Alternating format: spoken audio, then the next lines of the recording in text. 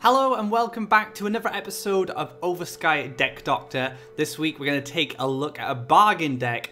This is blue-red Gemshell Tortoise, and basically it uses the Bold Bargainer and the Ogre Dance to some high-cost cards to gain a lot of Faeria, a lot of value, and eventually you play these big Gemshell Tortoises, which give you some crazy combos if you get the right cards. So you can get cheap Archons, which will become 6/6s. You can get like double Grimeshaker, double Firestorm, double Ogre Battler, Red Devil. So many great combinations with the Gemshell Tortoise. So the whole deck is built around this concept. I've been trying a few different builds out, and I came to the decision that I wanted something that could just play a bit more consistently in any matchup. I did try out the Icerock Behemoth, but I found out it was too clunky and a bit too slow sometimes. So I decided to go down the Red Devil Ogre Battler route, only 2 mountains, so you can play these cards regardless of having the land ramp, and that's the one thing this deck is really missing. It's missing that land ramp. If we were running, say, Water Elemental, we could probably go into Icerock Behemoth, but Water Elemental is a bad card to get off the Gemshell Tortoise. Now, one card that has really impressed me so far is the Divine Guardian. Now, this was inspired from a Discord member who was building the bargain list, and he used Divine Guardian, and I decided to try it out, and I really like it. Farm Boy used to be an alternative, just a 1 Faeria cheap harvester, but Divine Guardian not only offers you protection, but it's also divine, so it cannot be removed by events or abilities, and that means that it's going to stick around and collect Faeria. Anyway, let's get into the card analysis and take a look at the cards in the deck list. Our first cards are the Faeria Harvesters for the early game. Now, this deck does have a lot of high cost creatures, and you are going to rely on ramping up your Faeria with cards or hitting good bargains, but these 3 creatures are pretty consistent at what they do in the early game. Divine Guardian is a collector you can play straight away. It has no land requirements, a 0/4, so it survives a lot of area effect removal, but also it cannot be targeted because of its divine, and it will save your life points from lethal damage. So a very powerful package in this creature. Being able to play it on turn 1 to collect Faeria is fantastic because you need a lot of Faeria for this deck anyway. It's quite greedy, and being divine, not being able to be targeted, means it's going to stick to the board. Gabrian Archon is another great collector, charge 2, which means it can move around the board easier. It's a 4/4, so it can challenge a lot of the competitive creatures right now, including, say, the Windstorm Charger, Axe Grinder, Underground Brigand, and cards like that. But also, this has a great synergy with all the 7+ cost Faeria cards in the deck. So once you start getting your Windfalls off and your Bold Bargainers, these are going to become 6/6s, which are going to be very powerful threats and finishers. A bit like how Axe Grinder is a finisher for old red control decks. This is a cheap creature which has a very powerful stat line once it gets to the late game. Grimeshaker, just a fantastic card in general. Time and time again we see this card show up in any kind of red build. Deal 1 damage to all enemies with its gift. Is a 5/6, and you can play it turn 2 as a collector and combo this off with other potential removal like the Firestorm. So yeah, Grimeshaker, just a good all-rounder, but also can be played in the earlier turns if you need a Faeria Harvester. Our next selection of cards are the bargain cards. Ogre Dance is a 4 Faeria event card. A random card in your hand costs 7 less. So you hit stuff like the Gemshell Tortoise or the Bold Bargainer, and you get some value out of it. I get to play that for free or for 1 Faeria, and then you can get even more value going. So you want this card to hit stuff from, say, like a Grimeshaker down in cost when it comes to the deck list. You don't really want this hitting Divine Guardian, so you're going to have to time your Ogre Dances, which I think is one of the most difficult things to do with a bargain list. Sometimes your hands don't line up, and you get a load of cheap stuff, and you get the Ogre Dances or the Bold Bargainers with them, and you can't get good value. And that's one of the weaknesses of the bargain strategy. But if you're smart, if you play your cards right, you can actually line up Ogre Dance quite nicely. And Bold Bargainer is very similar, but it just gives you a creature which costs 3 more. So you get a 3/4 out of it, which can act as a Faeria Harvester, and that can reduce the cost of a card by 7 or less. So what you can do if you need to develop some board or get some harvesters down, if you have 2 Bold Bargainers, don't be afraid to Bold Bargainer your Bold Bargainer, and then next turn, if you draw something good, you can then play a 0-cost Bold Bargainer to reduce the cost of your next card. So Bold Bargainer is probably my least favourite of the bargain cards, just because it's a bit more pricey. But the 3/4 body is quite nice, and it is quite durable, and it will stick to the board and collect some Faeria. Now, Gemshell Tortoise is a fantastic card. I love this card. It's so cool. Basically, you get to copy a card you would have drawn. You draw a card, you copy it, and then they both cost 3 less. So you can get some fantastic options with this. You can get Firestorms. So you can basically double Firestorm for 6 Faeria. Ground Shaker, 2 5/6s, deal 2 damage to the whole field. Archons, 2 6/6/1 Faeria creatures. So many awesome combos, and you'll see them as you play this deck. And this is kind of a finisher, but it's also a good way to leverage kind of the mid game. Like if you're kind of jockeying for control of the board with your opponent, drop the Gemshell Tortoise, and you might just draw that card you need to take complete control of the match. So Gemshell Tortoise, a lot of fun, and the main reason why I built this deck. The deck also packs ramp cards as support cards for the bargain strategy. Red Devil is a fantastic hit with, say, an Ogre Dance or a Bold Bargainer because it gives you a 6/4 body, but when it gets played, you gain 5 Faeria back. So you gain a discount on the Red Devil. It costs a lot at the start, but you can reduce that cost with stuff like the bargain cards, but you also get some Faeria back. So you get that creature and you get a bit of a discount as well. And Windfall, now Windfall on its own it's not that great. It's pay 10 Faeria, gain 2 Faeria. Now if you have a lot of Faeria to spend, this is not too bad. But where this deck card really shines is getting it off a Gemshell Tortoise or hitting it with a bargain card. If you can do that, you're in a good position because you're gonna have cost reduced Windfalls and gain more Faeria. So that's where Windfall really shines. And also both of these cards interact with Gabriel and Archon, so they're high cost cards, and Archon is one of the alternate win conditions. One thing I do like with these 2 cards in particular is playing Windfall and then playing Red Devil, and you gain like a load of Faeria back, and then you can use that Faeria on the next turn for some of the bulkier creatures. So some good combos with Red Devil and Windfall, and just giving that additional support to the cost reduction high Faeria management strategy.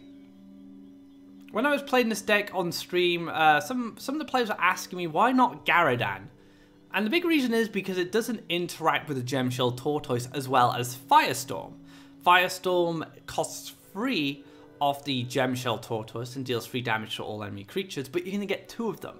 So that's 6 damage to all enemy creatures, whereas Garadan will cost 7, and stringing 2 of them together is going to be a little bit difficult. So Firestorm is one of the only pieces of real removal in this list. You have Ground Shaker as well, but you're looking for those combos, those Firestorms into Ground Shakers, or those Gemshell Tortoise into double Firestorm. Ogre Battler is a great card to go with the bargain strategy. It's an 8 Faeria 6/9 taunt, very bulky creature with taunt as well, so to be able to protect your orb. And it's got a great stat line. 6 attack generally kills most stuff in the Faeria metagame, so you don't really need, say, the 8 attack of the Icerock Behemoth, especially when Ogre Battler allows you to play this card for only 2 mountains. So that's the main reason why I've opted for Ogre Battler over, say, the Icerock Behemoth, because we don't want to be too land heavy without land ramp cards. Now the last card is the king himself, Magnus. This is one card that can snowball very, very easily, especially in a bargain deck where there's so many high cost cards. So if you hit a 0 cost Windfall off Magnus's combat ability, you're gaining 10 Faeria for free. If you, say, hit a Gemshell Tortoise, a 0 cost 6/6 that draws you 2 cards that cost 3 less. Lots of very powerful cards could be drawn off Magnus, but there could also be bad ones. You could draw Divine Guardian, which kind of sucks, but with an 8 life, Magnus should stick around for maybe 1 to 2 hits, and hopefully you'll get those good hits like the Windfalls, like the Red Devils, and the Faeria acceleration cards or the bargain cards. And these 2 cards, the Ogre Battler and the Magnus, make up the main meat of the deck outside of the Archons and the Gemshell Tortoise. Archon comes online a little bit later, and Gemshell Tortoise can't be played till later anyway, since we have no land ramp. So these 2 are going to hold the line for you until you get all your lands down or play enough high cost cards to play your finishers. For your mulligan, you want to find a Faeria collector. That is the most important thing you can look for. Divine Guardian is your #1 choice, simply because you don't have to play multiple lands to play it, and you can play it turn 1. So you'll start harvesting Faeria for you early on, and you'll be able to start hoarding Faeria ready for your more expensive cards. Archon's a good choice as well, like I said earlier. You can challenge a lot of creatures in the metagame. And as a 4/4, it's quite durable as well, so it's going to take a combination of removal from the popular meta decks like Red Combat and Yellow Tempo. Now, Ground Shaker is probably the worst of the 3, but it can still be played on turn 2, and it's fairly bulky, so it should stick around, it should collect your Faeria, but you're not going to get that Faeria back for a while, whereas Divine Guardian can collect far more than she's worth. So these are the cards I would prioritize mulligan. Now, there are some situations where you could say keep Ogre Dance and King Magnus, but it doesn't really line up. I would definitely prioritize trying to get an early harvester so you start collecting that Faeria and be able to afford all the expensive cards in the deck. So now we've seen a deck, how much does it cost? It has 17 commons, which is very strange for a control deck, but no complaints. 3 rares, which come from the Oversky, 9 epics, and 1 legendary. So the main bulk of the price of the list at 1125 is going to be the epics, which comes up to about 720-ish altogether. Commons are going to be super cheap, so you can craft them very easily. The rare cards in the Oversky, and then there's the 1 legendary King Magnus. Now Magnus can be a bit flexible. If you have another powerful legendary, maybe Garadan, Cypher, you could alternatively use them until you get Magnus, because Magnus doesn't really see much play outside of these styles of decks. Now, as for the rare cards, you're going to need access to Gaia's Navel from the Oversky expansion. If you get this island, you can get access to the free Gemshell Tortoise, and that's all you need from the Oversky. So overall, I feel this deck is actually quite cheap, and there's some key core cards within the epics, like Ground Shakers and Firestorms. You're going to want these cards for your Red Combat and all the other future red decks as well. So it doesn't feel like you're wasting Memoria on this kind of new deck, because you're going to use these cards in other builds. And if you didn't see last week's Deck Doctor, I covered a deck called Blood Rain, which also uses Divine Guardians. You can kill 2 birds with 1 stone if you want to try this deck out and the deck from the previous Deck Doctor. So yeah, it's not a bad price range for this build, and I'm pretty happy that the way I've built it has made it quite cheap. But that was not my intention. I built it more around efficiency and being able to manage your land better. So you don't have to, because we don't have any land ramp tools. But ultimately, it worked out as a cheap control deck. Up next, let's talk about the strengths and weaknesses. Cost reduction. So that's kind of the whole theme of the bargain archetype. You can reduce the cost of high cost creatures and events and stuff like that with the bargain cards and get value. So you're going to be able to drop the price of your Magnus, your Ogre Battlers, your Red Devils with the bargain cards, which is going to be very helpful in this style of control build. Large Faeria generation. So you have the Windfall, but you also have the Red Devil. We talked about them extensively, which can give you this massive burst of Faeria to help you play these high cost cards. Now, Gemshell Tortoise can create powerful combos. Double Firestorm is probably my favourite out of them, but Double Archon's really good, Double Ground Shaker, more Gemshell Tortoise, Double Gemshell Tortoise. If you pick up Gemshell Tortoise, the next turn you can play another Gemshell Tortoise for 5 Faeria. This can make your hand quite clunky, or quite wide, so you need to be careful. But there are so many awesome combos with Gemshell Tortoise, and it's the main reason I built this deck. Cost reduction relies on variance. Now, this is probably my biggest issue with the bargain archetype. Since you don't get to choose which card Ogre Dance or Bold Bargainer hits in your hand, it is at random, so you have to manage your hand very well, but sometimes it's just impossible because you're having to fend off your opponent, you're trying to manage your hand to get good bargains. Sometimes you have to just take risks and just say, right, I need to do a 25% chance to hit this taunt so I can survive. I'm not a big fan of that kind of style of play. I prefer consistency, but that is just one of the weaknesses of the bargain archetype. Can get overrun by fast tempo orientated decks. You've seen this one before, and there's no different for bargain. Now, the one thing bargain does have as an advantage is if you do get those good rolls on your bargains, and you get all that Faeria generation early on. You can play a lot of big taunts and overwhelm your opponent very easily, but like I said, relies on a bit of variance there to manage these fast tempo decks like yellow events and the red combat. So overall, the deck does offer a lot of fun and an alternate way to play a control style build, but it comes at a cost at that it does rely on a bit of RNG, you could say. I like to call it variance, and that can be very difficult to work around based on you kind of manipulate your hand so you get good value, or you just end up with very clunky draws. So big problem with bargain is the variance, but if the variance goes your way, you are going to snowball so hard, and it's going to be very hard for your opponent to defeat it. For your land placement, you want to build in a controlling style, and you want to collect off your own Faeria wells. I'd recommend mountains around your orb, because this allows you to play Ogre Battlers as taunters on your orb to protect you if you need them. And then you can build your lakes on the sides, and this gives you good angles for your Archons.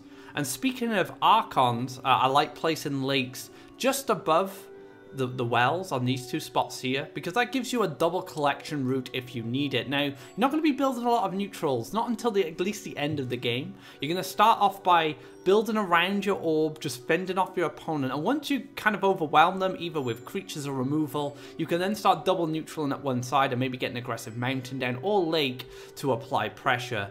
But the key here is to collect off your own wells first. Once you feel comfortable, once you've established enough board control, you can then move in between the wells and start triple collecting, and then you can eventually go for the win. So you're not going to be beating your opponent fast, you're going to be grinding them out with your high value bargain strategy instead of kind of trying to out-tempo them like, say, yellow events or red combat.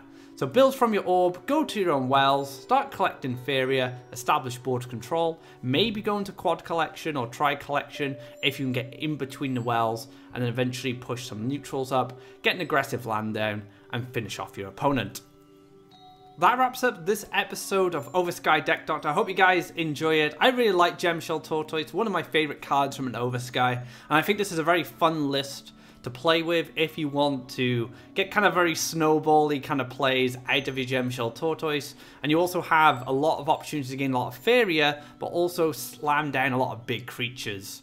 If you liked this video, be sure to give it a thumbs up, and if you haven't already, drop a subscribe to keep up to date of when our content goes live. If you happen to have seen or maybe even missed the monthly cup but would like to watch the VODs, be sure to keep an eye on the YouTube channel next week as we upload the results and the videos from this month's monthly cup. It should be a fantastic event. So until next time, guys, take care and enjoy Gemshell Tortoise.